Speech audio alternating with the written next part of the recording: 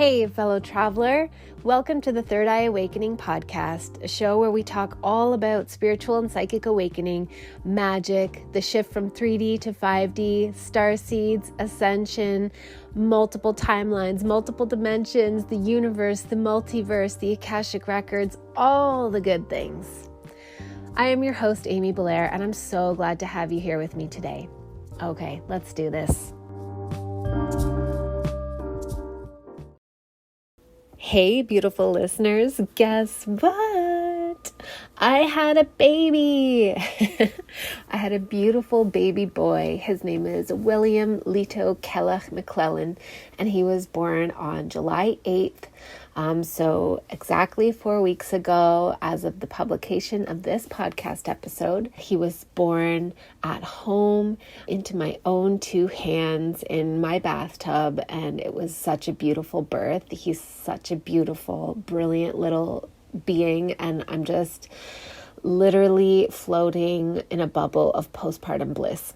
I'm so happy. I also don't want to be misleading that it is easy and perfect all the time, because it is not. And he was born during an epic thunderstorm, and he has a temper to match. Mostly he's just a little cuddle bug, and he likes to, he's content as long as he's being nursed and he's being held, especially by mom.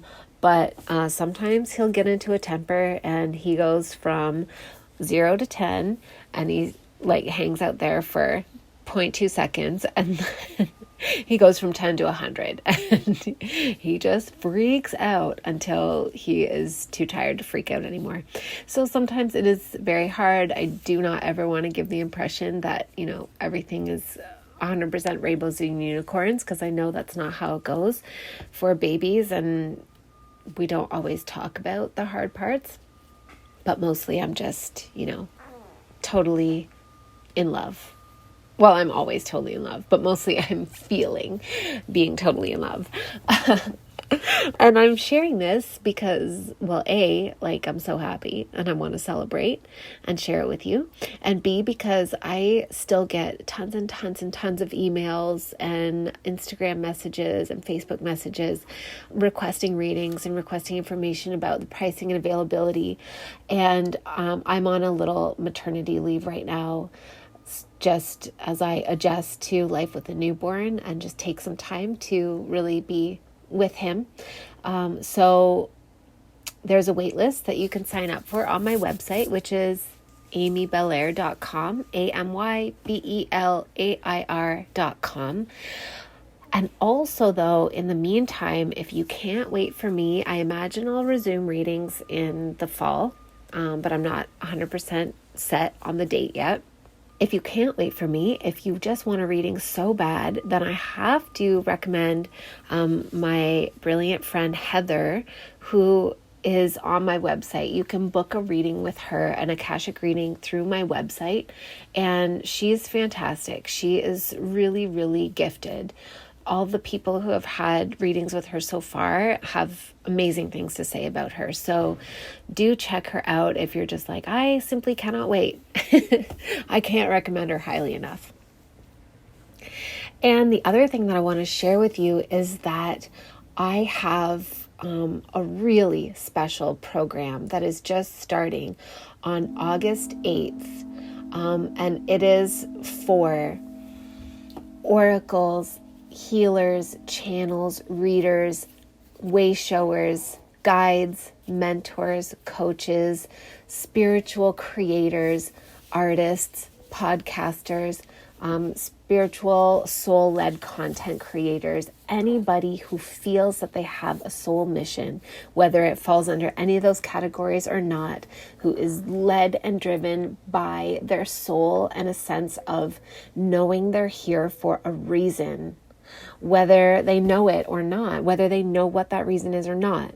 I have an offering that is meant to bring you into greater clarity and to basically guide you into the fulfillment and embodiment of that mission.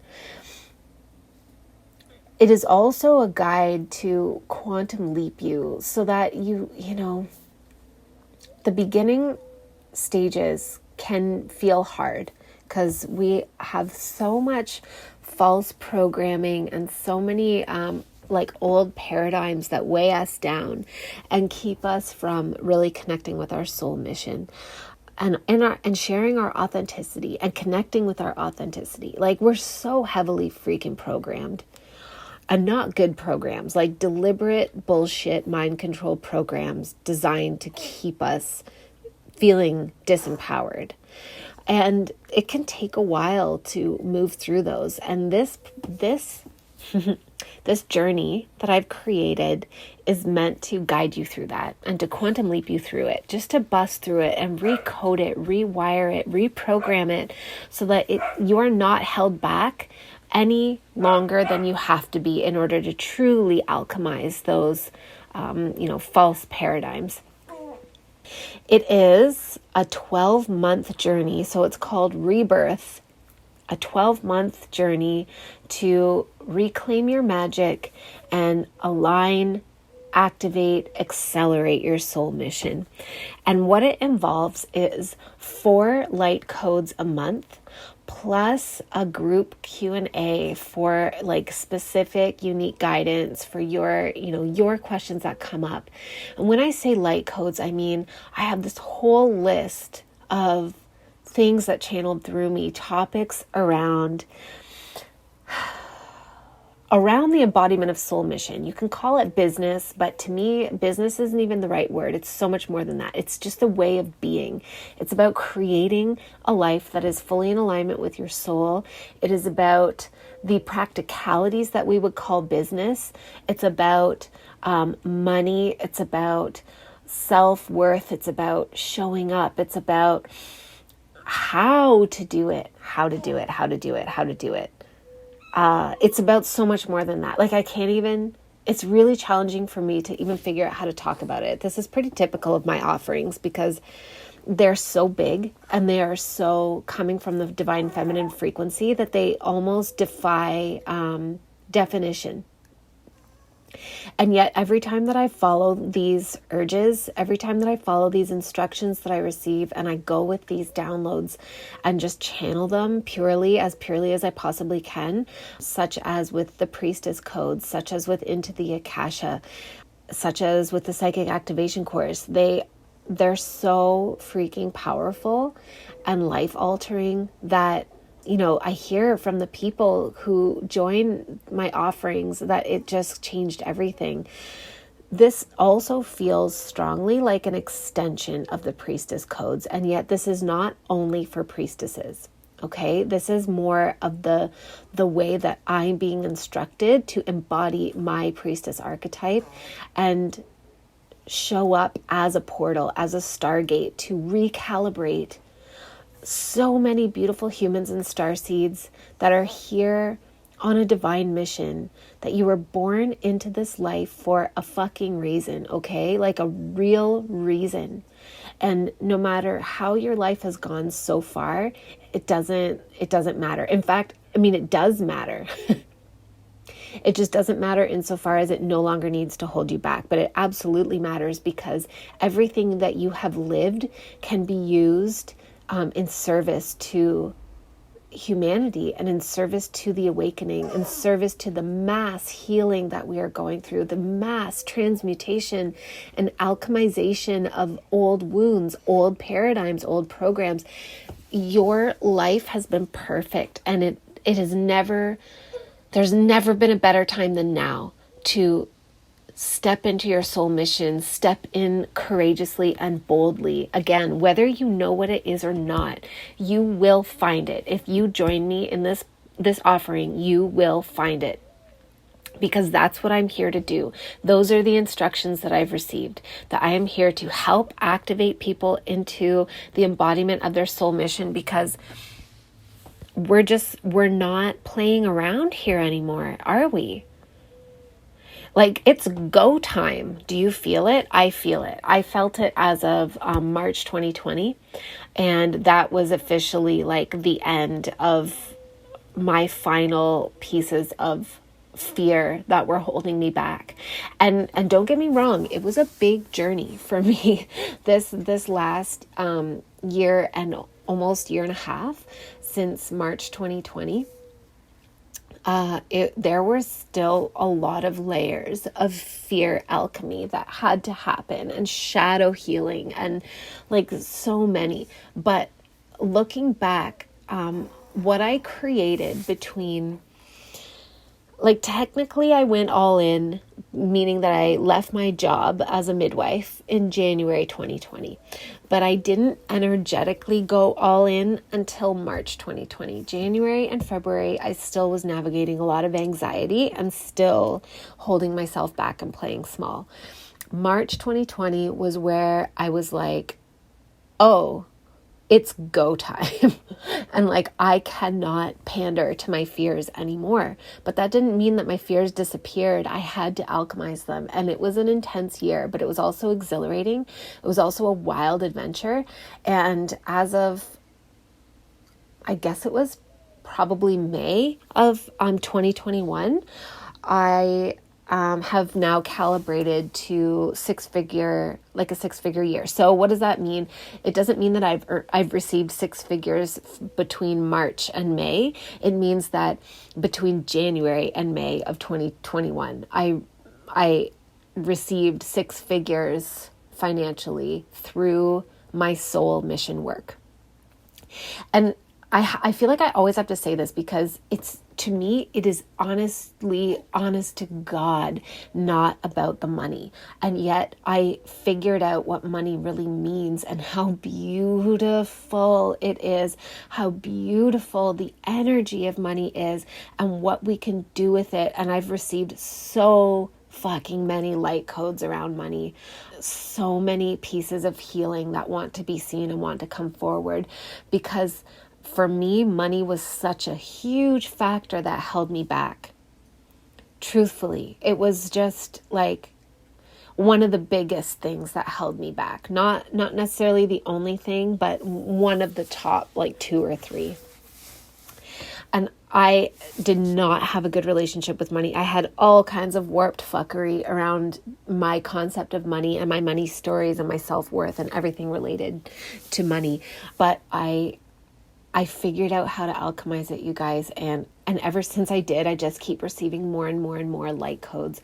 And by light codes, I mean fragments of truth frequency that dispel illusion that we have collectively and individually been carrying around a given topic. So I know this is a mouthful, because I'm long-winded at the best of times. But again, it really defies a straight linear definition, this program that I've created, that I've channeled. So it is a 12-month journey.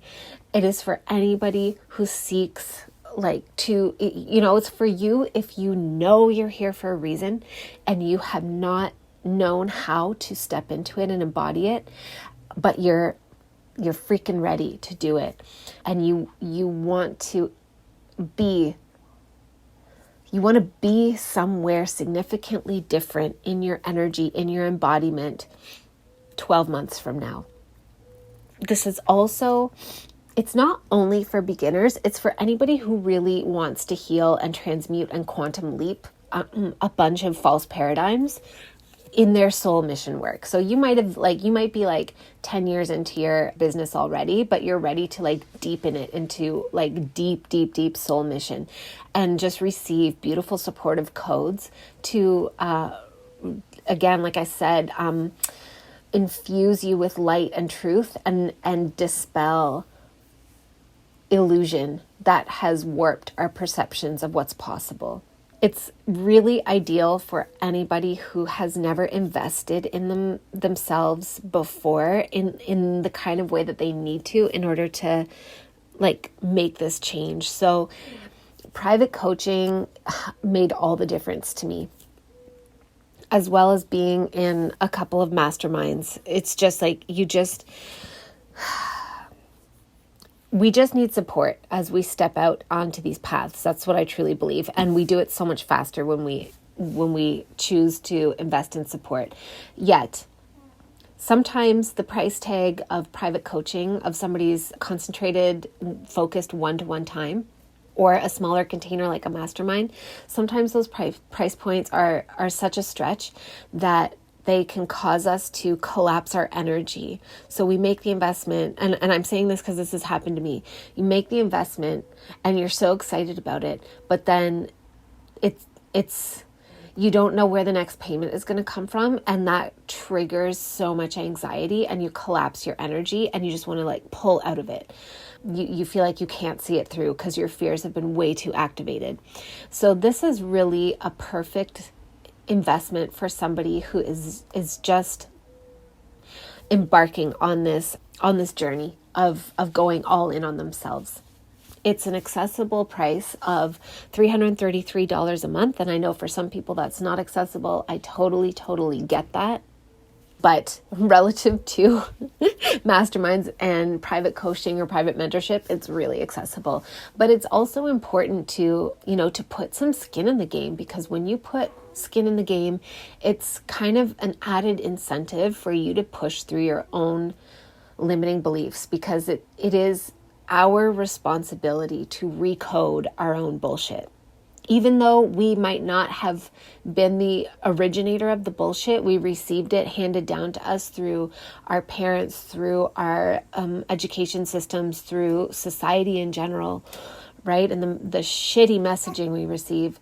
But it is still our responsibility to recode our own bullshit that we have taken on. And, not a lot of people want to do that. It's hard work. It's intense.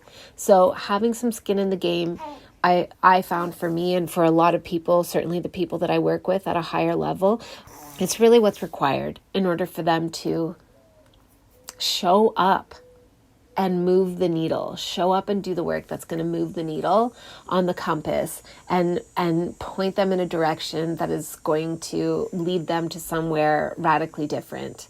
12 months later. And of course, it's not about 12 months. There's no deadline. There's no finish line. But this is a 12-month container. And that's how it was downloaded to me. It's meant to be taken that way because, it's a process.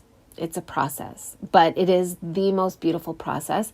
And now that I've been through, like looking back on that first year of going all in on myself and my soul mission work, I just have to laugh constantly and be like, wow, that was easy. Like, it was intense, hard work, but it was the inner work was the hard work. The actual doing of it, the how, was easy. It was so easy. And if I had known that all along, I would have started way sooner. But I didn't.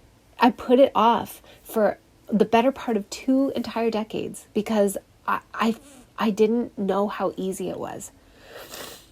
So I could talk about this for ages, and there's meanwhile a beautiful podcast conversation for you to listen to. So I'm going to stop here, but the link is in the show notes. This is the only live way to work with me this year. This is the only live program I'm going to do because I want to put all of my energy into nurturing all of these beautiful souls who choose to join me, embarking on the journey of who your soul intended for you to be when you came into this life. I want to put all my eggs in that basket. And I also have a couple of other ways that you can work with me this year. I've got a beautiful mastermind, which is for a smaller group of about 10 to 15 people. We'll see how it goes. It's going to be like aligned people and the number that feels good and right, but it's a smaller group. And this group also gets all the access to the light codes from Rebirth, to the group support from Rebirth, to the group Q&As. But we also will have our own mastermind Zoom call twice a month to really dig into the information, just get more personalized answers, or really, so you get more FaceTime essentially. And then I also have an apprenticeship, which is currently full. I have potentially 2 spaces. This is by application only, and this is a really small group. I absolutely love it. It is for people who have psychic or intuitive gifts, who are wanting to really get specialized support in cultivating that, bringing it out. It's like semi-private coaching. One person in the group refers to it as like her diary, and her diary talks back to her and gives her like answers and feedback and insight.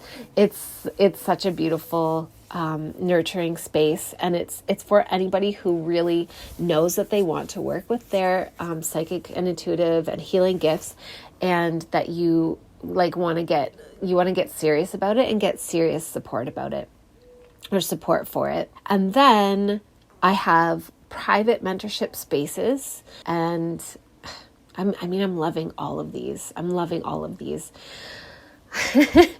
So reach out to me. You can find information on my website. The link is in the show notes. But reach out to me if you're interested in any of these offerings, the mastermind and the apprenticeship and the private mentorship. Those are not 12-month commitments.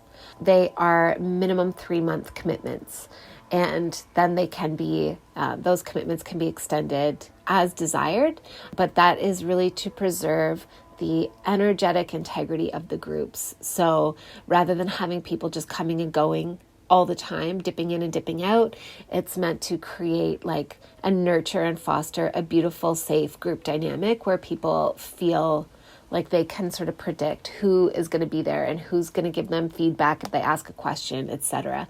So those are not 12-month commitments, just to be really clear. Those are 3-month commitments, and then they can be renewed as desired after the initial 3-month commitment is up. And then I'm sure I'll stick readings back in there again, like I said, sometime in the fall. So that's what I got going on. Those are my updates for all of you. I love you so much. I believe in you so much.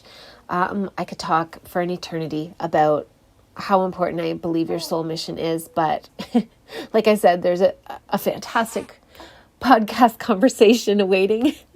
So I'm just going to zip it here and let you enjoy this high vibe conversation. Lots of love, everybody. Thank you for joining me. Hi, everyone. Welcome to another episode of Third Eye Awakening. I'm very excited to have Luis Marcello or Marcelo. I should have asked that. Marcelo. Yeah, either way. Hello, here with me today. We're going to talk about all kinds of cool things. Like the list of things that he gave me that he could talk about is like so exciting, like dimensions, Reiki, energy, mystical concepts, healing stories, chakras, planetary archetypes, all kinds of cool stuff. So Luis is a student of mystical arts, and his passion for self-development has led to a path of energy healing and spiritual mentorship. And from the age of 12, his journey began questioning the fairness of God, only to find himself getting the answers through spirit he had always been looking for. Besides self-healing and accountability, Luis advocates first learning all about duality in order to truly digest it and be able to process life.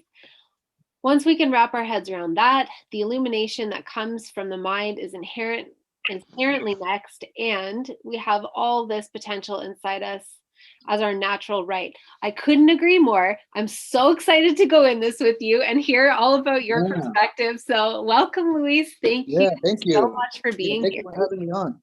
Yeah, it's so nice outside that I'm going to excuse myself and talk out here in the backyard because the sun is out, and I like to take advantage whenever the sun is like this. You know? Got to get that vitamin D.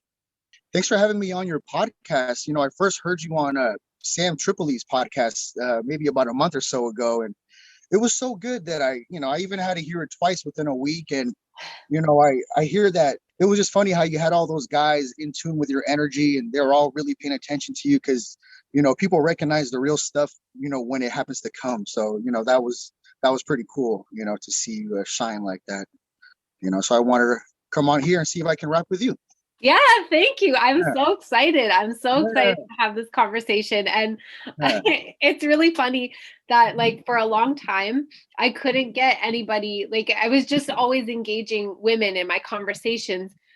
And I knew I wanted to expand. I really wanted to hear all the perspectives. And it just took being on a podcast that dudes listen to.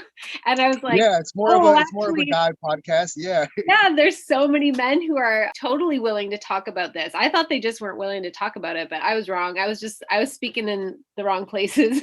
Yeah, well, I mean, man, in all honesty, from my years of experience, around this stuff, more feminine energy tends to come out in the forefront, sometimes as leaders, if you will. Maybe they're just, it's just easier for them to express themselves with all this stuff. Through Yeah. time, we've been taught, guys have been taught to kind of repress their emotions. And so even me as a kid, I was always repressing my stuff until later on I had to realize in my 20s that, you can't really, it's probably not beneficial to do that. Yeah, You know? right? It's not, Yeah. but it does take, I mean, I think it takes all humans time, well, most of us, to figure that out. Yeah, for I would sure. For I would love sure. to hear about kind of like the beginning period for you, like when you were younger and you said you really started questioning, like why the world is arranged how it is and how fair of a God this can be. Yeah, is God even fair? I didn't Yeah. know, and yeah, so when I was little, I guess starting from childhood, I remembered that I had always kind of wanted to already be a grown up. Like when I was say 8 or 7 years old, I was like, oh, I can't wait till I'm a grown up because I just knew that whatever I'm supposed to get then is what it really was more so. That's kind of like the way I felt. And then I had even like repressed emotions and even things that were enjoyable, like music and whatnot. I found myself like not being able to fully enjoy how other kids around me did. So I was like either thinking I'm depressed or something's up with me. I just didn't know. And I think it had to do because I didn't have my closure with God. And so around the age of 12, I moved houses. And at that time, that's when I had questioned what is love? Because I really felt like I didn't know what love really was on a deep level. And then the fairness of God. And so around 12 years old, I basically asked for signs or for whatever I could get in order to get some closure on this. Basically, long story short, the Holy Spirit basically was talking to me through experiences around that time for the next several weeks. And after about a month or so of that, I had really come to the conclusion that everything was just, everything was fair, everything was the way it's supposed to be. And I learned about love as well. So that opened me up to, I guess, letting my heart open to God because I was kind of a little bit confused and a little bit held back. So that was a big jumping point. That sounds like an amazingly profound experience to have as a 12-year-old. And like clearly, well, to me, it seems clear anyways. It can't really make any assumptions, but it sounds like you're a very old consciousness. And by that I only mean like you've probably had, a good handful of incarnations. And so, Yeah, kind of when you came back in, you were like, all right, I have to live through this like period of being a child again, but just because my body's small doesn't mean my yeah. consciousness is young. Yeah, you kind of hit the nail on the head because I was apprehensive. I know I was apprehensive of coming here to reincarnate again. And an example that you could see that in is I was 3 weeks late from my original birthday. That You're like like, when I I was don't due, know. I was due in the middle of September, and I came out 3 weeks later. It's because I didn't want to come. Because I had a feeling, oh, you're gonna come over here, you're gonna go through the forgetfulness, you're gonna be in an amnesia, you might forget who you are, you might not, you might build up all this karma, you might forget, all that. And that's probably what it was. And I probably knew the stuff I was gonna have to face, here, and which we all got to do. But that was my fear initially. Yeah. Yeah. It's funny because the experience at that time I can't really like put into words. One, I was young, but two, you can't even really put that stuff into words. It was like these huge experiences that like just happened to you, and then you couldn't even place them into words because there were so many circumstances around it that all binded them all together that it's kind of sacred and you couldn't even talk about it. So that's kind of how I describe that. And, yeah, a couple years later, around 15 years old, me and my friend at the time, we were walking on a train track to the mall. And this was my first experience of ever feeling what deprogramming felt like because I was walking with my friend down the train tracks and all of a sudden I just stopped, like, whoa, stop. Like something just came over me and I was realizing, like, where the heck am I? Like, what is all this? And it was almost like I was able to get outside of myself and see all this for what it was from like a real third party perspective, from a real perspective like that. That was the beginning of me questioning a whole bunch of stuff, my whole experience. And realizing the Maya of this place, the illusion of this place. From there on, I started questioning life little by little. I guess in my late teens, I had been learning about numerology and trying to tie this into the spirituality. That's when I started making correlations of the universe, like colors as well, like color healing. I was correlating them with numbers. And I used to work at a preschool with kids, and I noticed that the birthday that people fell on would match how their personalities were. So I was like, this is like all in sync. Like it's like you can't, like it's all written and you couldn't write it any more better. Yeah. Yeah, another big, huge experience that might sounds pretty wacky, but I'm gonna have to tell it because it's just a part of the thing that happened to me around the age of 20.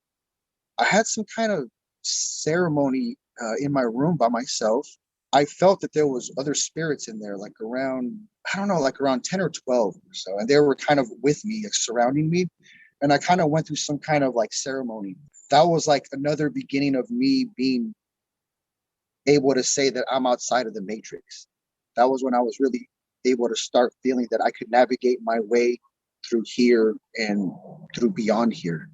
I faced a lot of, different types of, I don't want to call it ridicule, but I was definitely a bit of a odd man out, not a black sheep, but a type of a black sheep, if you will, where people probably didn't take me seriously or they probably thought I was a little wacky. One big thing that I had learned that really hit me at this point was, for every truth, the opposite's true. So that's one of the Hermetic principles of polarity. And so once that's finally sunk into me that one day, I realized that here things you just can't see them for what they are.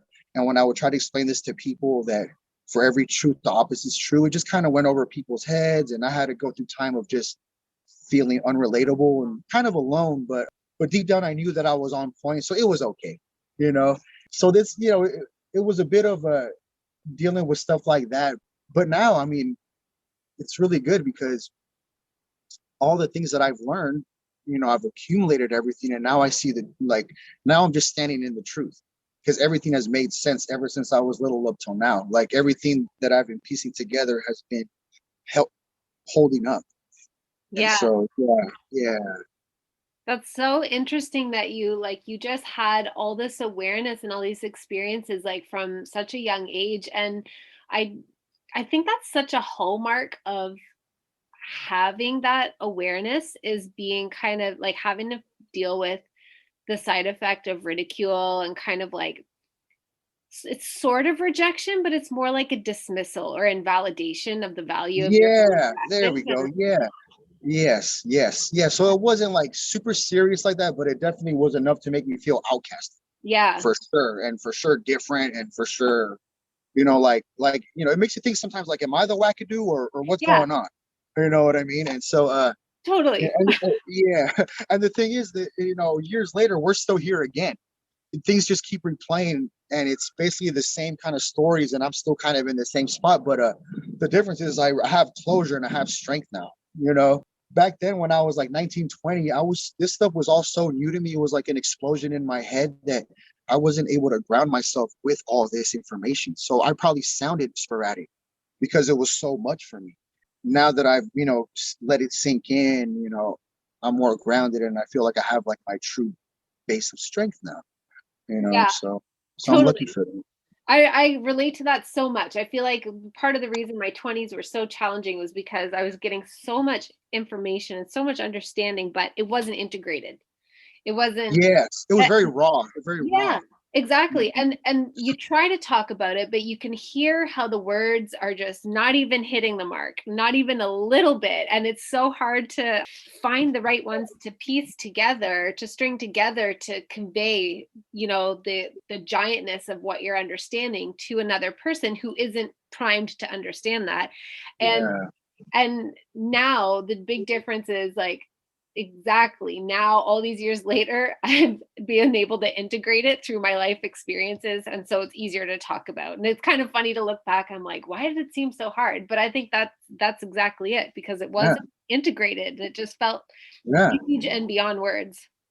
yeah. And I mean, we're coming from states of prior programmings, Yeah. so it's like that stuff's still in there. And then even every day we're still kind of working through this stuff because it's in our face sometimes, so it's a matter of always, redeciphering stuff every day. Yeah. Life's a trip. Yeah, you pretty much hit it on that one, and I, but I would love to hear a little bit about, I think it's so fascinating that you said you kind of advocate in the experience of how you come to understand things. You advocate on first learning about duality because even before self-healing and accountability, because it kind of helps you to understand the world. Is that it? yes, currently where I'm at with my main base of teachings, there's the book, A Course in Miracles, which I had learned about it from the book Disappearance of the Universe. That was kind of like the introduction or the stepping stone to that bigger book. And the other one is The Law of One, from the Raw Material, the channeled work. So those are pretty much kind of like my two big guys in terms of where I get a lot of this stuff from. And then everything else that you hear, it all sinks in and matches so well with it. Now we're at the point where science and energy, you can't even like separate them like that anymore. We're at this point now where they're getting synced in, and it's so beautiful, And so in terms of A Course in Miracles, it really drives the point of duality. And what my little phrase for it, what I tell people and my friends is that if we're able to digest duality, because the thing is that everyone knows about duality, like, happy, sad, black, white, like that kind of stuff. But in terms of digesting is like when you actually swallowed it and you like, it's gone. You digested it. It's pooped out, right? Right. And so once you do that, you can learn about non-dualism. And then once you learn about non-dualism here, which is we practice here on Earth, then you can learn about pure non-dualism, which is after here, like in a different realm where we're actual full-on co-creators with God. Yeah. And then so those are like the three different levels that, because Jesus is the one who scribed the Course in Miracles. So these are like the levels that he's teaching in terms of like how we should view duality, because how here we have the Maya or the illusion, that's in sync with the duality. The duality is the illusion.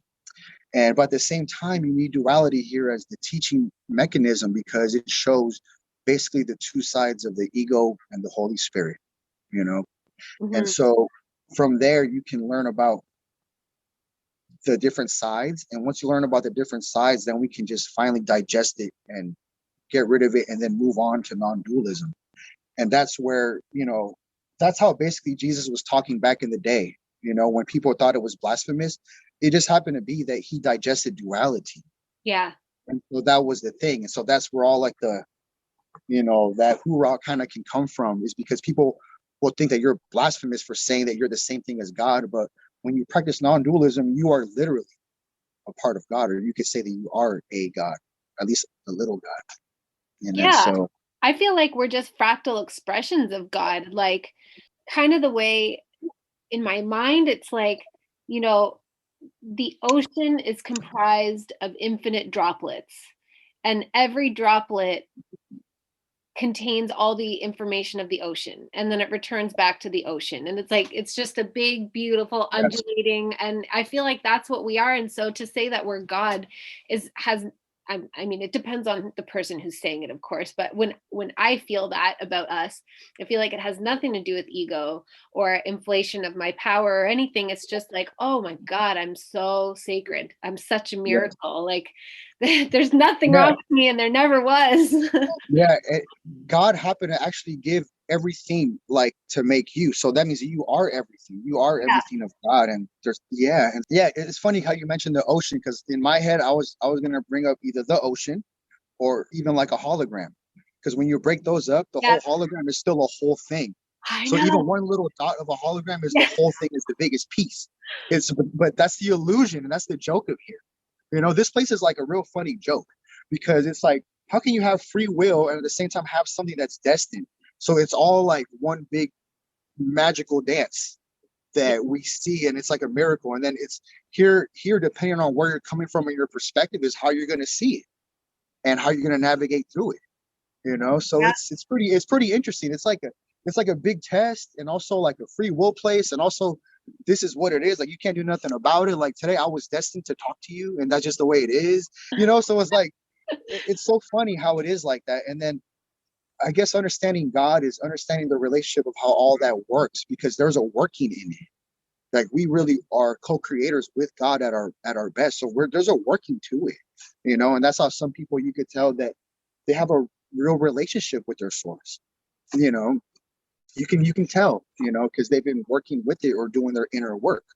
Yeah, it's pretty cool. It is really cool. And so when you're talking about the sides and understanding like the sides, how do you perceive it? Okay, well, like oil and water, like they don't mix. The ego's perspective is never going to be ever going to be in the same perspective as the Holy Spirit's perspective.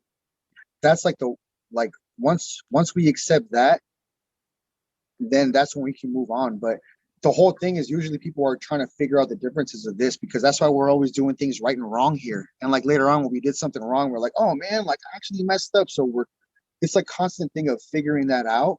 But with the ego, you know, like how Wayne Dyer said, you're edging God out. So it's kind of like how a basketball player will use defense to kind of shun his body, you know, away. It's kind of like the same thing what we do to our source. And then the Holy Spirit is the opposite, where it embraces it. It embraces the whole unit, like the whole, it's all encapsulating. It's not individual. And whereas opposed to the ego is individualized, you know. So that's like another big thing. Yeah, it's so cool. It's so interesting because you need your ego here in a way, because if we didn't have it initially, we would get burned by fire. We might just walk into a lake and drown because we didn't know if we weren't able to swim. So you got to know things like that. But that stuff of the ego happened a lot back in our primitive days when we really needed it. So we're in different spots now where now we can really utilize our higher chakras, you know, like our blue chakras and our green chakras. And the whole thing is with the Holy Spirit, there's no judging, where the ego was all judgment. So that's kind of like another one. But the whole trick is to digest it. So when you digest it, you end up seeing nothing wrong because it's already passed, you know. So that's the whole thing. And with that, once you can swallow that, that's when we can see each other as guiltless. Because that's another big thing the course talks about is, you know, the innocence of us, how we're truly innocent. You know, when we're made, we are truly made from the innocence of God. So we're like nothing but truly perfect initially and in general. It's just stuff that we have said that we are. So if we say that we are, we're gonna probably feel that we are. And so yeah, it's like a journey with figuring all that out. Yeah. Isn't it so interesting that like that journey with understanding our identity, like just like you said, if you say that you are, you probably are going to feel that you are, and then you're going to believe that you are. But we get Yeah, to decide what we are at all times. We get to decide that's that the whole our thing. identity is not fixed. It is Yeah, totally changing in every moment. It's just we yeah, can't repeat the same identity over and over. yeah. You know, it comes with like realizing your sovereignty. When you Yeah. realize your sovereignty, you realize that you're the guy, like, oh, this goes through me, you know, because some people, you know, rely, or they might blame luck or bad luck, but we are the luck. We made the luck. You know, our preparation and opportunity made the luck however it was supposed to be, you know. And so it's like not really random or coincidental how we can make the excuse to be, you know. I have one of my friends that, it's funny, I try to get on about it. I give the analogy of the ocean. So imagine we're at the ocean walking on the beach, and all of a sudden a big wave crashes and it knocks you down, almost maybe drowns you, or you know, it was a violent crash of water. That person might blame the ocean. Oh, you stupid ocean, it was all your fault, you know, whatnot. Or it was nature's fault.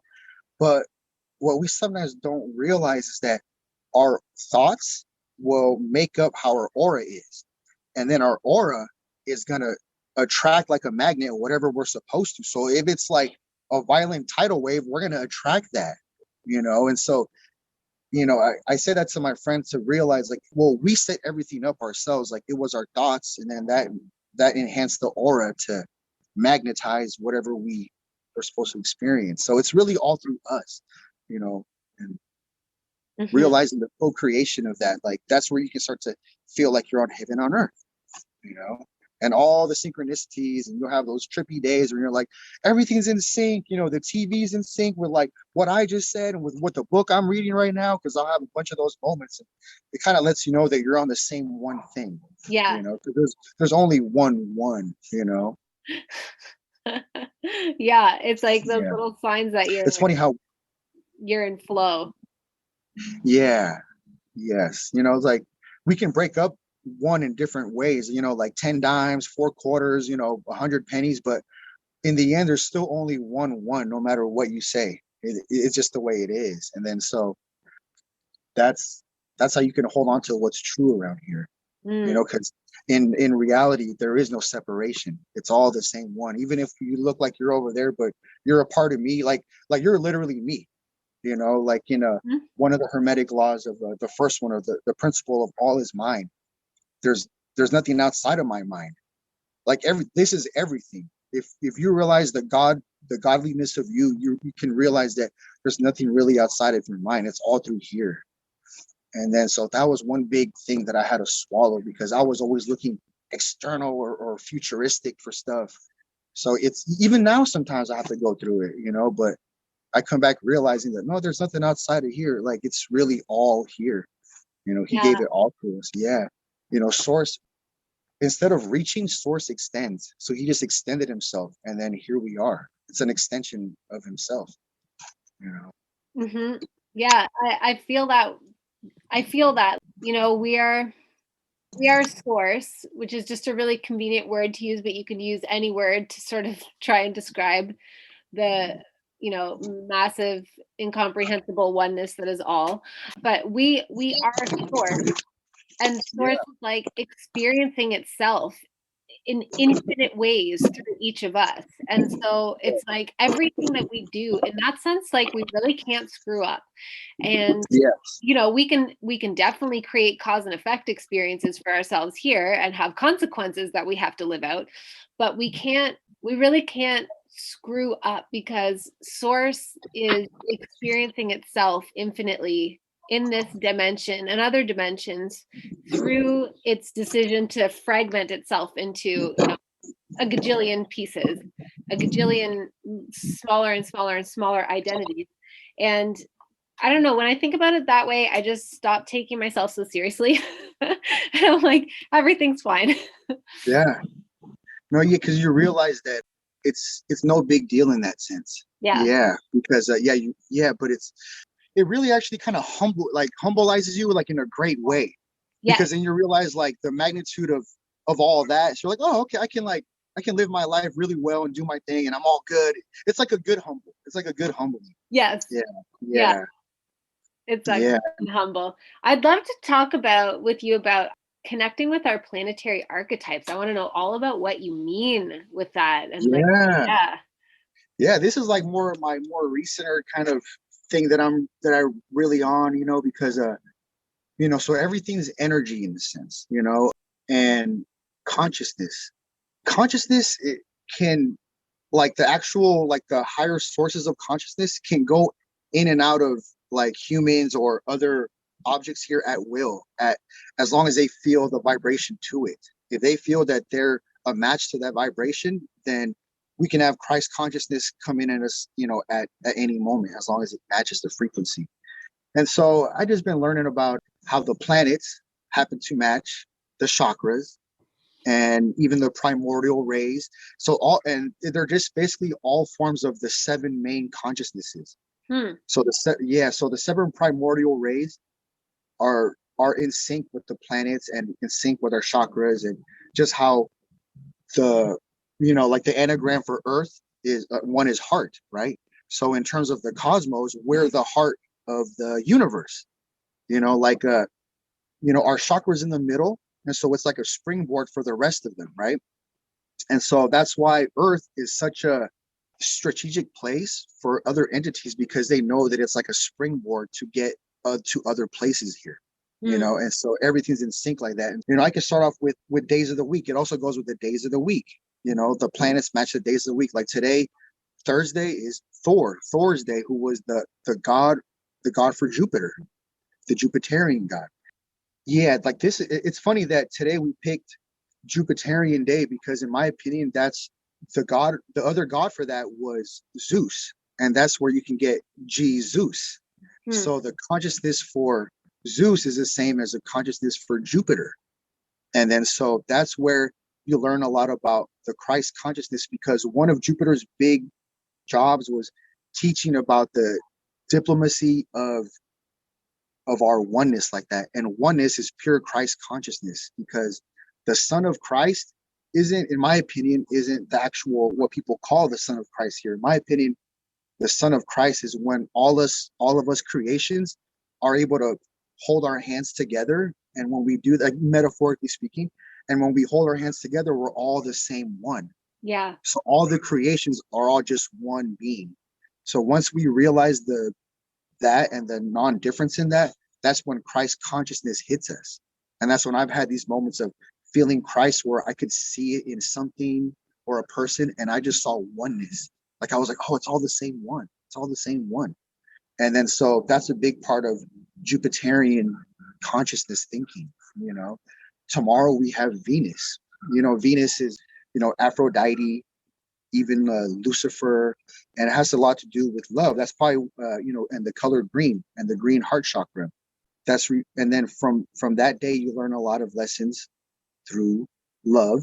And Venus is kind of like how you have your love that you hold on to that just kind of makes you feel like so proud. And here, because we have shadow aspects, the opposite of that could be feeling like maybe your partner is out doing their own thing, gallivanting and such, you know. So that's like the other side, you know. Saturday is Saturn day. And then so with that one, we have the original chief that Jupiter, that Zeus threw off. And that's kind of where we learn about a lot of shadow aspects, because Saturn is in charge of the shadow aspects that are here to help us learn, and is also the one to put us in check whenever we need to learn something that we got to learn, or just in terms of the checks and balances of the whole cosmos. Like Saturn does checks and balances with the cosmos, like kind of uses its tool to like kind of cut things here, like, okay, this is over here and that's over there. And that's kind of what we do when we merge with Saturn later on. Saturn will let us know, okay, well, in order for your next stepping stone, you're going to have to do these two main projects. That's where you're at right now. He's like the taskmaster. Yeah, I was gonna But, say. yeah. Just And taskmaster. yeah. And he's also like the king, like the one with the crown, Kronos. That's why Kronos was the god for Saturn. And it's been a whole saga. What we deal with here is a whole saga between basically Kronos and Jupiter, because in the Old Testament, those are from the book of Chronicles, which is Chronicles Cronus. And that's why in the First Testament, there's all this stuff about eye for an eye and these revengeful things, because that's only something that Saturn would say in his shadow aspect. Like Yeah. Jupiter could never really talk like that. But that's why in the New Testament, that stuff's all more from Jesus or Zeus's side of Jupiter, that is the embracing side, kind of like that nicer side of God that people associate with. So a lot of the stuff that we experience is a back and forth tussle between Saturnian consciousnesses and Jupiterian consciousness. And Mm. so that's where you learn a lot about duality. In the end, when you merge, then that's when will help with digesting duality. Because people think that this stuff is just some crashing stuff. And initially it is crashing.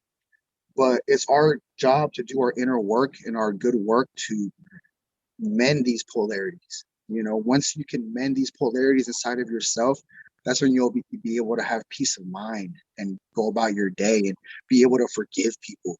That's a huge thing, is forgiveness, you know, from A Course in Miracles. That's pretty much like, in terms of like, if you want to fix your karma or help your karma, forgiveness is probably like the biggest bullet that you could use in order to help your karma and see the innocence.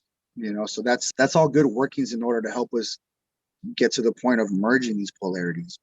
Hmm. I feel Yeah. like definitely merging the polarities within has been extremely empowering for me. And the forgiveness piece is like, it's essential. And by forgiveness, my understanding of forgiveness, the way I've experienced it, is just where like I no longer leak my energy to that person or that Oh, circumstance anymore. Like I'm at peace with it being what it is. I don't carry a grudge anymore. There's no peace that I'm still trying to metabolize, but it takes time. Like for some things I've been through, I've been able to forgive so easily, and they've been big things. And other things that I've been through are way more triggering, and they seem to take as long as they're going to take. Like sometimes it's taken years, and I'm like, oh, this Yeah, again? Like, why is this yeah, bothering me? But yeah. it And it's a fight does. sometimes. Yeah, Yeah, and it just does until it does, but every one of those, you know, a lot of the time it shows up as people for me rather than circumstances, but every one of those people were extremely, I don't know, like I don't want to call them teachers because that wasn't their intention, but that was the value that they brought to me. They reflected back to me a part of myself that I hadn't integrated, and a part yeah, of myself that, I just needed to get right with, basically. And that was the part yeah. that was triggering, was the Yeah, aspect it was of like me that, it was like a form of a catalyst for you. yes, Yeah, yeah, yeah. exactly. No, I like how you said like an energetic leap because I've thought about that as well, but I just didn't correlate it with forgiveness. But that's spot on. It's either going to leak out through your thoughts or through your physical energy on your body. Yeah. What I got like from reading, I didn't read the whole thing, because it's pretty big. But in terms of forgiveness, what I got out of that from A Course in Miracles was that forgiveness is kind of like an attitude. So, in soccer, when you forfeit a match, they forfeit a match because they didn't have enough people. So they forfeit. So before the game started, it ended, right? Like before the game could even start, it was already a done deal. So that's kind of how we got to use forgiveness as a tool, is how you forfeit, forgive. It means before, prior to. Yeah.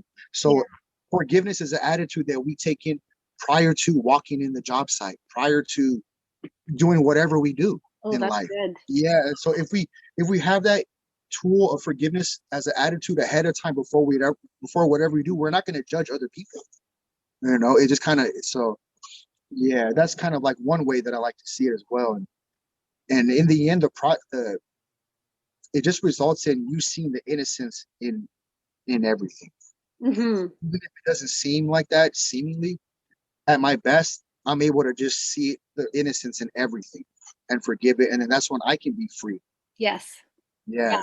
I like that you said at your best though, because I really appreciate that acknowledgement that like some days we're not at our best and some days it's more of a challenge, and that's okay. Yeah. And we can be in process of straddling both of those and be at, different points along that journey. And that is, perfect in and of itself too. I never want to give people the impression that there's just this place you arrive at within your human life, even though there might be for some people, but like where you never experience internal conflict ever again. Because Yeah. I think for most of us, that's just a characteristic of being human. And, Yeah. some of us might achieve that. But even then, I think it's like still a continual maintenance. Like I don't think anybody achieves Yeah. nirvana and then you're just a human in nirvana with no Exactly. internal turbulence ever again. It's like Yeah. you, And then like I could just stop learning or just give up yeah, on whatever. Yeah, exactly. Yeah. I mean, I've told some people, I'm like, well, I might have enlightenment, but I'm not enlightened. That's a bit yeah, of a difference because, in my opinion, I tell them, well, when I'm actually enlightened, that's when my body's gonna not be here, and I'm gonna be a straight light body. Like right. that's when I'm enlightened. But right now, I'm still in the process. I'm in the works. I still have to navigate through duality. I still have to digest duality every day. How everybody has to digest their food, right? Yeah. And so I still have to work with the matrix. And then a lot of years ago I kind of resented working with the matrix, but now I know, like, it's a tool. It's a tool for us that shows us basically like the law of attraction, or you reap what you sow here. Yeah. And then everything is in sync with that. And it's funny because with me, I must have that, I call like the immediate karma, because when I do something here, I immediately get hit for it. I immediately get some version of backlash. I'm like, okay, sorry guys, and let me go about my way again. Yeah. And so it's like a big teacher. It's a big teaching tool to see the magnetism of here, that it really is just. you know yeah, it's pretty cool once you kind of start seeing the bigger perspective of all these things, and you see the macrocosm and the microcosm are really the same thing. The macrocosm of the cosmos things that align with the stars and conjunctions, and this planet is square with this one. When a planet is square, with another one up there, I might be square up with another person here. Mm-hmm. It's like things are all just like it's just in sync like that. And so I don't know, I've been able to expand my perspectives in terms of full-blown consciousnesses, you know. Mm-hmm. Yeah. Yeah, and it really does change the way the experience of navigating the life in this matrix or in this hologram. It's just, yeah, where you're just like, oh right, like this is just the hologram. This is just how it works. It's not personal. It's fine. And Yeah. everything is an opportunity to like understand myself from a new perspective and understand myself more deeply, because that's what source is doing through me. Yeah. So, Yeah. yeah, And like, yeah, and like a big thing to like, I guess what helps me so much is that just the concept of beyond, because most of us here aren't really thinking in the concept of beyond. We're literally just here and this is all I know. But if you know in your heart and in your mind that there is so much more than here, there is so much more beyond that we cannot see with our eyes, totally. that concept of beyond will take you there. Like if you believe in it and have the faith in it, it will take you there. And you probably won't ever be the same again. Yeah, no. So you won't when Yeah. I think, yeah, when we experience little snippets or big snippets of beyond, it's like it's just a total game changer. And Yeah. so when you have I really love the way you describe that. When you have an awareness of the beyond, has it facilitated any psychic experiences for you? And also I will say that I completely categorize your like experience at 12 and at 15 and at 20 as psychic experiences. To me, they register more as like claircognizant of just receiving like an understanding that Yeah. Yeah. isn't That's necessarily, yeah. exactly. I was talking about it with my mom the other day that in terms of my clairs, I guess I do a little bit of all of them, but my two main ones are claircognizance and clairsentient. Mm. So I guess, so you pretty much hit it on that one. When I was a little kid, I remember in my garage, I remember like running down the stairs every time I would go down there because I must have felt some kind of bad energy there, if you will, right? I remember being in my garage as a little, I must have been like 5 years old or something, like 5 or 6, 7. I remember talking to myself, but basically talking to God, like, hey, I know I feel this stuff, and I know my mom can kind of see ghosts because my mom has a thing for that where she's kind of psychic a little bit and she'd be able to see spirits. And I was like, hey, I don't want to see these actual spirits in terms of, I don't want to know what they're wearing. I don't want to see their haircut or whatever, right? I was like, can you please just kind of keep that part away from me? And so Source listened. And apparently how I am now is that I don't see stuff how my mom actually can see figures and like what they're wearing and talk and hear what they're saying. With me, I actually more just see orbs and or shadows. Hmm. So if I'm really in sync with my angels, or if I'm getting stuff like that, I'll see orbs here and there kind of on the side or close to me or this and that. And then at the same time, I can also feel like the bad vibes, like, and then that's where I'll see shadow, like kind of shadows on the corner or on peripherals. And that lets me know too. So instead of seeing, things in form how my mom did, I see things in energetic form. Mhm. Yeah. Yeah, I love that. I swear I did the same thing because I've always been, I don't know if I am so much anymore, but like, oh, I was so afraid of seeing ghosts, so afraid of it. And I swear that I just shut that off. I was just like, no, thank you. I would like to never see these things. Yeah. And it just listened for me anyways. So I perceive them energetically. I can just feel them, but I don't necessarily like see the details. Yeah. Yeah. Yeah. With me, it's more, I call it energetic. Yeah. Yeah, because it's a lot different than seeing actual ghosts how my mom can. It's funny because she's been able to see them for God knows most of her life, I guess, but she still runs away from it. Like she'll send me footage like, oh my God, here's what I'm hearing and this and that. But she's still at a point where she's still coming to grips with not running away herself. Right. And then someone told her, this person that knows, that's in tune with that world, and he told my mom that, hey, like you should probably stop running away because they want you to be a sort of a medium to help people in between who passed on, to help them move on. I guess that's making me think of my experience like a while back ago. I don't know if you guys ever heard of those New Living Expos. they had them a while. Like they would have them in San Francisco and they would do tours and stuff. I remember one time I was in a I was in some kind of a like we were like all sitting down and doing some meditation and I forgot what speaker it was, but we were in the middle of a speaker. My friend, a good friend of mine that had actually been shot and killed a couple of weeks before, I felt his energy and his spirit come to me. And it was interesting because when he had gotten killed, the next 24 hours later, he went to my mom in my mom's house and was walking down the hallway. And my mom was like, oh my God, my mom started to freak out because she knew that he had passed away. But he was kind of like visiting her because he knew us. And, and so at this expo, when the speaker was talking in like in the middle of a meditation or something, that's when I had felt him. And I realized like, oh man, he's kind of stuck here, my friend. So I prayed and I did what I could and I talked to him and I kind of consoled him and I just kind of had a heart to heart with him. And I think that was a moment that I was able to help send him back. Mm-hmm. I did that one time. And yeah, in this expo, they have different things like when you walk around, like so many different sessions of, from massage to Reiki, you name it, like all this types of stuff. I had gone to see this visceral guy. His table was crazy because it rocked from side to side, almost like as if you were like in a little earthquake or a volcano, and it felt so good and vibrational. And this guy did visceral and energetic work on me where he said he worked on my higher heart. And I didn't know what it like. I was still somewhat new to energetics back then. This was like, God, over 10 years ago or something. And when I got up from his session, it felt like my heart had exploded. And I was walking around like this, like with all this energy coming out of my heart. Wow. And I felt like even bigger, like I felt like physically bigger, like a bigger person as well.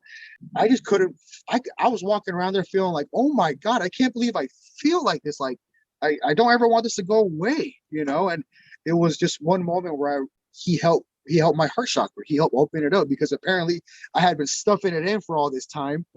And then so I needed some manipulation in terms of that. And that was a pretty big one. That's amazing. Energy work is so powerful. Yeah. I had got in tune for Reiki how many years ago? A little over 10 years ago. The Reiki master was saying, okay, guys, well, the first attunement is going to be pretty intense. The second one probably won't be as much. And that was exactly what happened to me. Like, I think I was probably, oh my God, I was like crying and sobbing and so much energy was coming out of me. And ever since then, I was not the same. I was definitely in tune with the Reiki and with chakra work. I remember a couple of years later, this was one time where I actually where I saw it for myself with my own eyes. Like usually I don't see it like physically like that. One time I did, only one time, where my friend needed help and their heart was messed up. And I did just, that emerald green on the heart. And I was able to see it for, I don't know, maybe about 4 inches. I was able to see the color. And it freaked me out at first, but I was like, no, don't stop. Just keep going. This is it right here. It just let me know that this is no joke. And then a bunch of times when I would initially put Reiki on people, they would kind of jolt as if they just got plugged into something. And then when I would ground them out, they would slightly jolt back out, like as if they were deplugged. So I knew like this is real. Like, and then, you would hear people's results about different types of chakra work or whatever, how it really helped that stuff out. Like if someone has like a sexual trauma or emotional trauma like that, maybe especially from their childhood, you want to hit them with that orange chakra. And you would see time and time again, this stuff really works. They'll tell you weeks later, like, oh my God, like I'm different. Like I don't have these same issues like before, So, I can really testify for that. It's like really no joke, in that way. And do you do energy work for people now? Yeah, I do a little bit on this. It's kind of on the side. But I definitely do energy chakra work. What I also want to start doing now is I want to incorporate people's numerology charts and also astrological charts with it. Cool. And then almost kind of I want to be some type of how people have life coach, but I call it like a spirit coach, because I want to help people through their spirit to help navigate this stuff, to digest duality, navigate all this stuff. And then from there, we can see their own personal little issues, which will come out in however they talk to me. Yeah. So but it's basically do it. yeah, because I feel you can incorporate all that stuff, and then that way you can really you can help wrap your life up together in a nice little bow. because it's really meant to be simple and neat.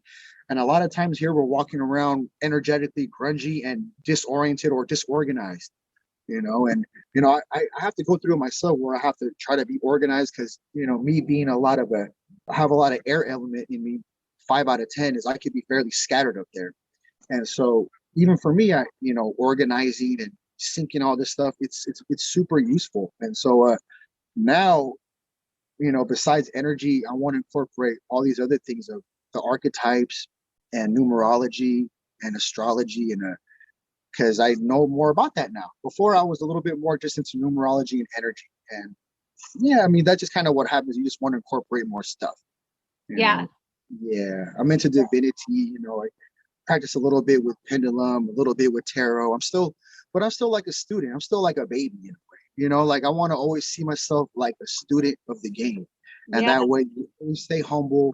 You're always learning, because one big thing that I see here is that once people gain some either notoriety in their financial life or social life or what have you, they feel like almost like they can just take a vacation and just give up, and like I don't need to learn anymore. And I just kind of find that it's not beneficial. No, and like, I mean, life will like anyway, when we do choose to plateau and kind of get like rest on our laurels, life will most certainly come in and shake things up and kind of like, smack us around and be like, that's not what this is all about. Yeah, yeah, and sometimes in a hurry. Yeah, and, yeah. and so yeah, and here in life, it's like how they say it's like a school.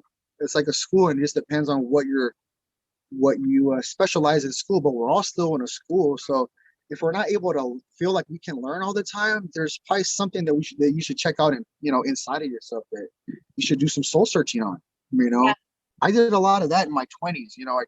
With all the stuff that I knew I had to go through, and I knew that there was stuff that I had to process, like basically shadow work. I would be in my room by myself, and I would stare in the mirror and just be there staring. And that was basically one of my forms of shadow work. Whatever came out after that is what it would come out, and I would try to help understand it, and then help heal it, and then help send it back to source or to the Holy Spirit. That's one of the things that A Course in Miracles talks about, is that whenever there's something that we feel is not in sync with us or not legitimate for us, you can give it back away to source, give it back away to the Holy Spirit, as opposed to sending it to an aspect of our ego, which is fractalized, and its job isn't for that. The ego is a very specific job, but it's not for that. And so, yeah. Yeah. I really love that. I kind of always see it as like returning it to the neutralizing power of source, like where if we perceive it as like a bad side of ourselves, for example, or something bad, or like we're releasing some like a wound or some kind of toxicity or whatever, it's like it doesn't have to be condemned anywhere. You just give it back to source, and it just turns back into like neutralized pure potential energy. Yeah. It gets recycled however it's supposed to. Yeah. Exactly. Yeah. And that's the beauty of it. That's where a lot of the power comes, with the whole hermetic principle of polarity, and the opposites. That's where I learned about neutrality. That's where I'm like, oh my God, like that's like the power. Because, here we have left and right wing, all that stuff. But if we can always just kind of filter it in the middle, that golden road, how like in the Wizard of Oz, there's a golden road. That's what that is. That's the neutrality. Jesus will talk about that with how did he say? He said it like but it's just basically means like that little road that's in the middle. Yeah. That's the one that we take, because all the other ones will kind of, it can be like a roller coaster of red or blue, Yeah, or like yang, and I think in this realm, and this is just a theory, I haven't confirmed it, but I think that as humans, we always incorporate both sides of the duality. Like a perfect example is we all, encapsulate the divine feminine essence and the divine masculine essence, no matter what sex of body we were born into. We all carry that energy and expresses differently through us. But it's the same with what we would call good and bad, or, good and evil, or light or darkness. Is like if walking the road of neutrality is like accepting that both of those exist within us and not condemning one or the other, not fooling ourselves into believing that you can be 100% virtuous as a human being. Soul, I believe that we all are. But in a dualistic, polarized environment such as this, I believe that we just don't always play the good guy in everybody's life. We don't always make the virtuous choice. We sometimes make choices that are coming from the lower unintegrated aspects of our ego, and that just is what it is. And I don't mean that in a way to be cavalier around the ways that we hurt each other, but more just accepting of the fact that you don't have to be perfect in order to be perfect. Yeah, no, exactly. No, it's just in its way. And then that's where the acceptance of all that makes you feel better and like, okay, finally I got here. It's a lot of that's acceptance, Yeah. in terms of like the metaphysical, like polarity, it's the yin and yang of like the black and white. And then in terms of like, once we go to straight physicality, the yin and yang is actually in polarities of blue and red. That's kind of where we get the Korean flag. That's kind of, it's kind of giving you signs to that. The polarities of here of this land are different than the polarities of the cosmos. But at the same time, neutrality will be your friend. It will guide you. It will definitely guide you. Yeah. I love that. Luis, this has been such a great conversation. Yeah. Yeah, no, thank you. This is all my kind of stuff that I definitely like talking about all this stuff, and yeah, it's a trip how everything syncs up, like it's a trip, man. Where I'm at now, even with like concepts like religion and all these things, I'm just not the same person anymore. I feel that like something like actually really happened about, I don't know, maybe about 2 months ago or so, in terms of like how the earth is now, where I really sense like that things have split in this place where it's kind of like two worlds here now.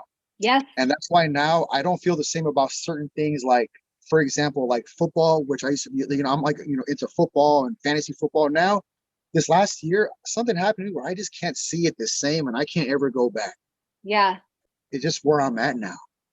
And then even with like religion and stuff like that, I just can't see it all the same, and yeah, that's kind of where I'm at with that. I feel like that bifurcation happened or like really crystallized on December 20th and 21st with the Yeah, conjunction in Aquarius and with this. yeah, I think that's kind of what I felt too. Yeah, that Yeah. kind of makes sense with the timing. Yeah, when you said about 2 months ago, I was like, yeah, dude, I felt it too. I really like it was life changing for me, and I didn't even expect it. I wasn't being like ceremonial about it or anything. I was literally Yeah, just momming and doing laundry and doing dishes, and I just was like, whoa, I need to go sit yeah, down for 5 minutes and receive a download. yeah. For me, it was like I had a feeling that it changed, but I still didn't want to accept it because sometimes I don't want to take all these conjunctions like so wholeheartedly. But what Exactly. ended up happening to me is that through the weeks after that, I kept seeing the same thing, that things are getting so much more polarized. It's almost like either you're on this side or that side, and there's no in between anymore. And so now it's like, okay, well, now I don't have fear about being ridiculed because it's already obvious now. Like I already picked a side of the gang that Yes. and my side of the gang is a benevolent service to others, because Yeah. other people are not there, and that's fine. That's their path, Yeah. and yeah, it's a trip because I tell people, some of my closer friends, like in the law of one, it talks about that in terms of percentages, that there's the people that have really been working on service to self, and they're a lot more rare because it takes a lot of dedication for that, and they're what you call like the lower 5% of people. Mm-hmm. And then if or like, yeah, something like, and then pretty much here, if in your mind and in your heart that you dedicate yourself to others more than 51% of the time, or 51% of the time or more, you will end up being service to others. And then there's people who haven't made a choice yet, that are actually in between, from the 6 to 49%, if you will. And Yeah. they're the ones who haven't made a decision on what side they want to take. Yeah. And odds are, if they probably haven't made a choice on that, they're probably going to re-loop again until they figure out a Yeah. choice of deciding what gang it's because you got to pick a side. So that's why I just call it a gang, which gang you want to be in. And that's kind of what it's like. We've had a lot of other incarnations before and seen and I know that I've been in a bunch of other places. I know I've probably been in what you would call the quote unquote bad gang before. Yep. And sometimes you have to know what they're like in order to know how to navigate here, because you have to understand the audacity of some others' mindsets and know where they came from. And sometimes people who have never been in that gang might not be able to relate to it. Yes. But I know I have in my past. So therefore I can relate to them in a way and know how to adjust myself. Yeah. But sometimes things can be unbelievable in a sense. Yeah. Yeah. Yeah. But, I agree. It's beneficial to be able to actually understand the opposing side, like the other aspect of the duality. yeah. Mm-hmm. Yeah. And then but it's nothing but a tool, because once you get the tone of them, then you can really, especially now with the last 2 months, things in life are so obvious to me now when I hear things that, you might call propaganda. It's so obvious what's propaganda and what's not. Yeah. And so it's pretty cool where the world's going in terms of that, because the people who have made choices are definitely getting a lot stronger. And we're finding each other. Soul tribes are coming together. We're like wanting to co-create and do things together now to help each other, like it seems like we're really going into some stuff now. I'm experiencing that on my end, having like, it's so funny. I mean, I only created my Facebook group, for example, like a year and a half ago, maybe. And then Mm-hmm. it took me a long time to have the nerve to talk about these things now. And it's so funny now because I'm like, oh my gosh, what was I waiting for? This is the best. This is all I ever wanted, was to have these conversations with people. But anyway, Yeah. it took me a long time. And so even having the Facebook group, I didn't know how to run it. I didn't know how to be active in it. I started my podcast. I had like, I don't know, 25, 50 listeners. Now it's like 2,000 listeners and growing.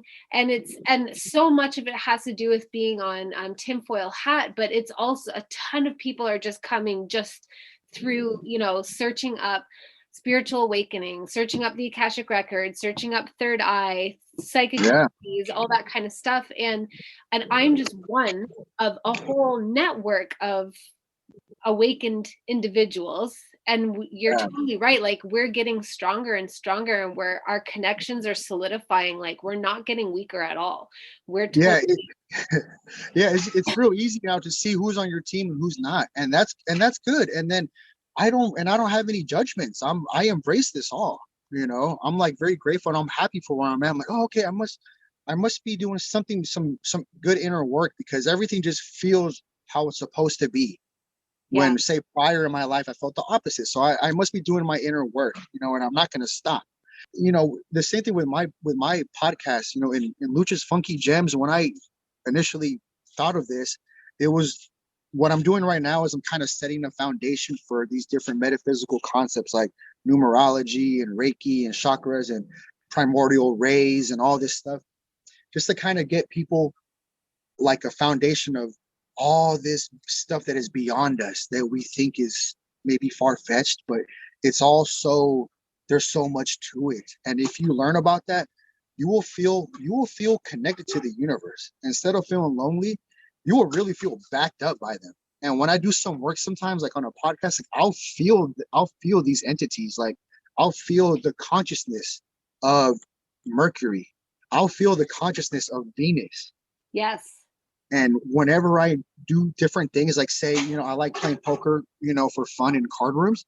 When I go in poker, I take on Mars, because people think that Mars is all like nothing but a fighter in the war, which is true. Mars is where you get the war from, but Mars is also the protector. Mars also has the courage, and so, and then like kind of that gusto, so things here have both of their sides, just how the solar plexus, which I tie to the sun, soul, like in Spanish. It's very, in terms of our ego, like how they say the sun in like tarot and other things, it's like what people see like initially, like our ego, like our mask. But at the same time, it's where you get all the empowerment from, like that real power. And this is also where the ego can spawn. If you aren't empowered in your mask, you will have straight up ego. So it's a trip how you have to you have to have the empowerment of the sun and know how the sun works, but also try to avoid how the ego works with the sun. It's a trip. And it's also the last spot before you get to the heart chakra, which makes sense because if you can't get past that block, you'll never be able to have the air of love of the heart chakra. Yeah. And let alone go up to the other ones. Yeah, it's so beautiful how all this ties in, and how learning about these archetypes and energy can just really make you feel like super connected, you know? Yeah. Luis, you totally, I feel like it's time. You're ready to step onto that path of doing that, like spiritual coaching or spiritual mentorship or guidance. You have such a wealth of, personally integrated and digested experience to share with people. So that's just my reflection to you. Yeah, thank you so much. I've been holding back for so long. That's kind of my personality, is that I call myself like a fake indigo, because what I've learned is like there's three main indigos, like type A, type B, and type C. Type A is kind of more the ones that are in the forefront, the real big leaders, like the ones that you see out there. Like a couple that come to mind is like Phil Good, Corey Good, this guy, Matthias Stefano. They're really super big, and they're out in the forefront. Yeah. And there's some other indigos that are, I call more like the grid workers. And they're really like with the ley lines, they work with all that energy of the grids, and they're super in sync like that. And they like being more like in the cut because that's how they work. With me, mine is a little different in terms of the type C, where they're all about merging the polarities. So that's why with me, I'm all about red and blue of the yin and yang that's here on physicality, because I want to merge this red and blue. And then that's kind of like a part of how I like to work. But because I'm what I call a fake indigo in that way, and I have a lot of the initial blue ray, the throat chakra, I tend to hold back. I like to see myself as like more of a specialist. So I tend to wait until I get to the forefront. I tend to like scope everything out. I want to be strategic about it. And then when it's my time, then I'll jump in. That's kind of more my personality. Yeah. That's a little bit of how I roll with that. Well, it feels like the time is either now or coming very soon to me. That's my take on it. Can you tell everybody where they can find you, and just repeat your podcast name again? And yeah. So the podcast is Luch's Funky Gems. You can find it on Spotify or anything, or even when you go to my socials, I'm Louis that one on all the main socials. Which will be in the show notes. What was that? It'll be in the show notes. Oh, cool. Thank you. Yeah. So yeah, pretty much you can find me, Louis that one on the socials, and Lucha's Funky Gems. And I'm just here to help people, whoever wants to get help in it. And the thing is, whenever this kind of information is out there, I feel like I'm putting versions of just beneficial stuff, and you can really tell who's going to gravitate to you, because I can literally feel their ears prick up, or their energy. I can just feel it change so quick. So now it's really nice for me I can tell who's meant for me now, because the energy is so immediate, the ears prick up so fast, and then it's like a very beautiful relationship right off the bat. So I'm so grateful that we made it to this point where we have really come to grips with a lot of duality. And yes, things have really split, but we needed this, and it's going to keep going, because this split is how we get stronger and stronger and more unified, because the gangs have officially chosen sides. And so we're going to be on the, I believe we're in service to others, and that's how we're rolling. Definitely. I agree with you completely on that. Thank you so much for coming and just sharing your beautiful perspective and your wisdom and your experiences with us. I appreciate it so very much. I'm sure we'll have more conversations, because I could tell there's a lot more there to explore together. Oh yeah. We're just scratching the surface on. We can talk about maybe next time I want to get into the primordial rays, like those guys, just different stuff, man. Hermetic principles, and just all these things that we can really freaking benefit from. You know what I mean? Yep. Totally. Yeah. I'd love to. Yeah. Well, thank you. Yeah. Thank you so much. And thank you, everybody, for listening. Thank you for your beautiful, precious attention today. Give us some love on social media if you caught this episode and you liked it. I hope you have a beautiful day or night wherever you are. I appreciate you more than I can say, and I will catch you on the next episode, guys. Hello, beautiful soul. Thank you so much for listening to Third Eye Awakening. If you love the show and you want to show me some support as well as get some rich and awesome extra content, then you can support me through Rockfin or Patreon. It really goes a long way to help me create Third Eye Awakening and keep it free for everyone and ad-free, because isn't that nice? Isn't it so nice to listen to a podcast without any ads on it? I feel like it is. No shade to anybody who puts ads on their podcast, but I just love creating content and I love having ad-free content. So in order to do that, I've created a Rockfin account and a Patreon account with all kinds of juicy conversations and solo rants and riffs and sort of trainings on spiritual topics, metaphysical topics, just cool shit to anchor in some of that multidimensional light consciousness and expand your mind. Thank you always so much, whether you choose to support or not. It just means the world to me to have you listening to this podcast. Thank you so much for being here with me on this episode. I appreciate you more than my words could ever say. Please remember to rate, review, subscribe, and share, and I will catch you on the next episode.